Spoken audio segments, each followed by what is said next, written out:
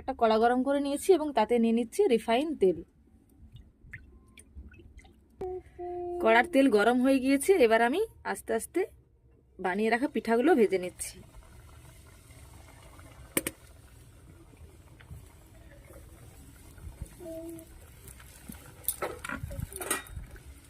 এই পিঠেগুলো ভাজার সময় আপনারা একটা জিনিস খেয়াল রাখবেন, কড়াইতে তাপ কিন্তু মিডিয়াম থাকবে, খুব বেশি দেওয়া যাবে না। পিঠেগুলো হালকা হালকা ভাজা, আস্তে আস্তে ভাজা হতে থাকবে।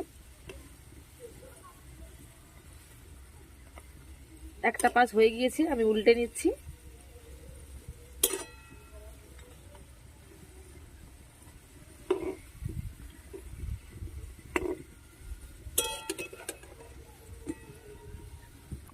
পিঠাগুলো সুন্দর ভাজা হয়ে গিয়েছে, আমি এগুলো তুলে নিচ্ছি।